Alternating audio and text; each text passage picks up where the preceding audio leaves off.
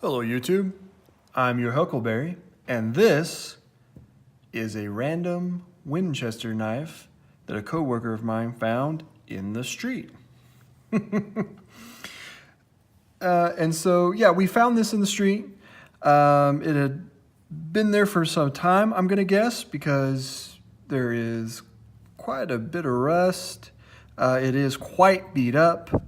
It seems to me that it is missing a thumb stud, although that could just be a spidey hole for one-hand deployment. But I mean, you can see that blade there, that has seen some use and abuse. This whole knife really has seen some use and abuse. As you can tell there. We have a stripped pivot. We have a stripped screw here. This is the only screw that does not seem to be stripped.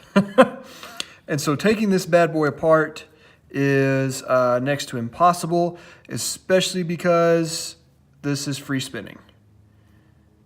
And there's really no way to, I mean, that does protrude a little bit, as you can see, but there's really no way to grab onto that and keep that from spinning while while you're unscrewing from here.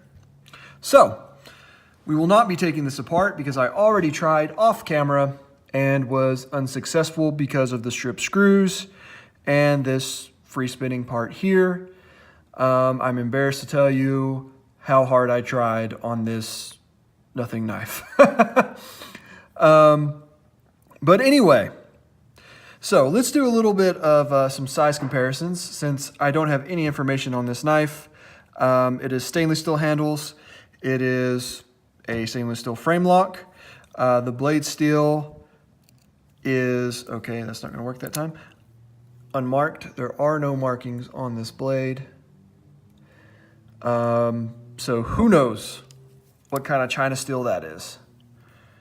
But anyway, let's do a couple of size comparisons here.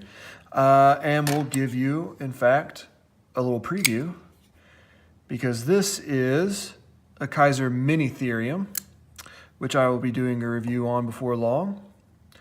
And there is this, there it is compared to that. So actually in overall length, very similar. Very similar. Blade length, very similar. So there's that. You've already seen this one, not a full review, but kind of an overview of the Boost Blade Smoke. There's a little bit of difference in quality there between these two. The same could be said for the Mini Therium. And this is a ProTech Sprint, a little California legal auto knife there with under a 2-inch blade. So when we line the blades up there, you can see the difference there. This is a great little knife. I like this knife a lot, even though it's tiny. So what we're going to do with this knife is we are going to give it a little spit shine, try to shine it up a bit, see what we can do to maybe remove some of this rust. Oh, look there. There's one standoff, and there's one missing standoff. That's probably an interesting story about how that happened, but we'll never know. So anyway, let's give this a good old once over. What I have here is some WD-40 Specialist Rust Release Penetrant Spray, and we are going to try and just scrub a little bit. I've got a little wire scrubber here, steel scrubber, and we are going to try and scrub some of this rust off using that. And so here we go. Let's get that all soaked up here and do a little scrubbing.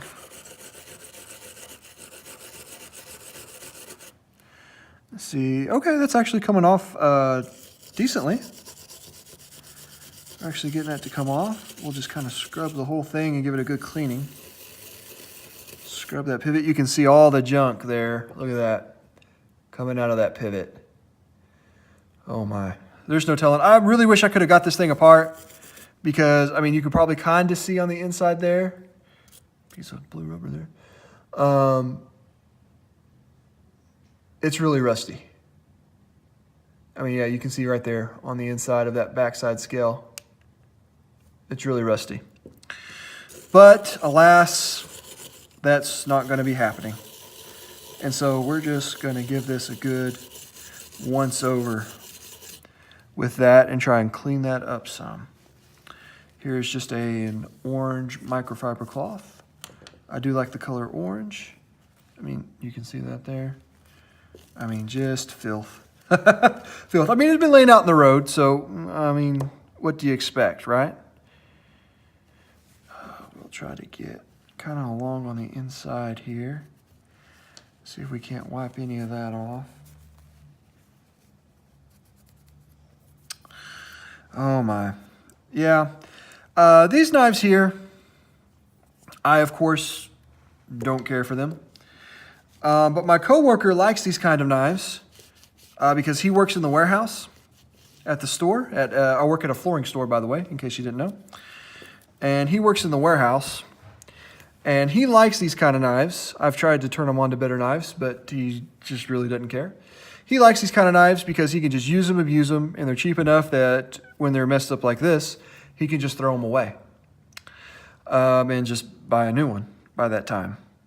So that's why he likes those kind of knives. And I guess, you know, these kind of knives are good for that. They do need to be sharpened often, but they do tend to be easy to sharpen because that's generally a very soft steel.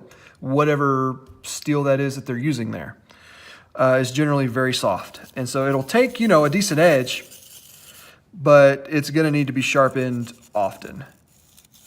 And with the way, I mean, the way that those guys like to sharpen, my guys in the warehouse, you know, they just got some dry stones and just, and they're good. You like that? How do you like the sound effects? And so let's work on this backside now, and just do our best to clean that up some. Get that cleaned up. Man, I wish I could have got to that inside. That would have been interesting, but it just wasn't meant to be. We're gonna get inside, try to get inside these grooves here, because there was focus. There was some rust. I think that's throwing it off. Some rust in there, but I think we've actually gotten it. And this is not really a rust remover. That's not really what it's meant for. It's just meant really to loosen stuff up. But I mean, it works, right? It's getting the job done here. Let's just kind of go over this blade a little bit with it. This will protect it, though. It is a protectant, I believe. And so, you know, this will protect it. I'm going to have to get it cleaned up good. I'm actually probably not going to leave any of this on the handle here. I'll use some alcohol to clean it off there. But, so that rust was actually pretty easy to remove. And if I could get on the inside and spray some of this stuff and use it, it would probably take that off too. But again, these knives are not really meant to be taken apart and maintained. Like I said, they're meant to be disposable. They're meant to throw away. You use them, abuse them, you throw them away, you buy a new one. That is their purpose in life. I don't know if you guys have ever been up late at night and flipping through channels, and there will be an infomercial where they're selling knives. It's called like the Cutlery Corner or something like that. And you can buy, you know, like 100 knives for $50 or something like that, something ridiculous like that. And they're all knives about like this. This may actually be a little bit better than those knives, but they're all knives about this quality. And again, those are meant to be disposable. Those are meant for the guys. I know where I live, we have a lot of oil field workers. And those guys, they love carrying knives like this because, again, you use them, abuse them, you throw them away, you put the next one in your pocket. And those guys will buy those deals for 100 knives for $29.99 because they're disposable and that's what they like. They don't want to take care of them. They don't want to maintain them. They never plan to take them apart. and maintain them. They're going to use them till they can't use them no more, and they're going to throw them away. And that's going to be the end of it. And so I guess for things like that, you know, it serves its purpose. But I would still think they'd be better served, you know, buying a Mannix here, buying a Mannix 2 here, and learning how to maintain it a little bit. And it'd last them, you know, a really long time because that's a very good knife. But no, they prefer to do this, which is fine if that's what they want to do. So, as you can see here, oh look, when I close that, wow, that gunk they got on there. Let's see if we can do it again. Yeah, there's some more gunk. That may happen for a little while.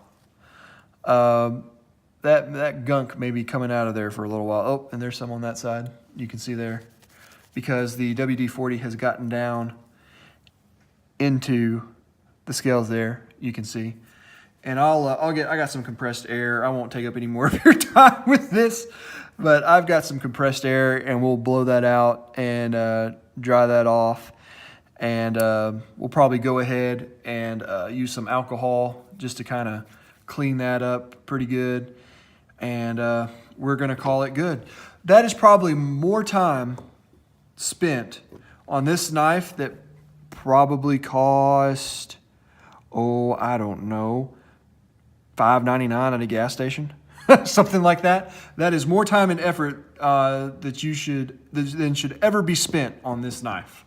But I have nothing better to do on a given night, and so I mess with knives that are too cheap to be messed with. But there you go. So you can kind of see, you can kind of get a look at this guy, and boy, guys, spend a little bit more money and get a better knife. I mean, because let's look at this. Like I said, maybe what, $5.99 is what this knife would cost, something like that. $7.99, $10.99, maybe, for, you know, $38.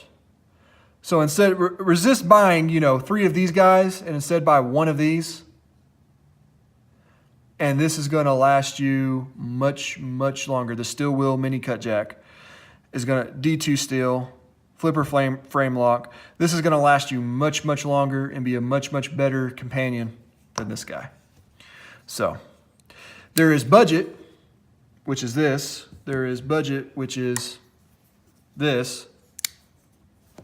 This is $29.99. So resist buying, you know, like 2 of these guys and buy 1 of these. And this is going to last you much, much longer and be a much, much better companion than him. So there is budget, and then there is cheap. There's a difference. And the difference is obvious to me.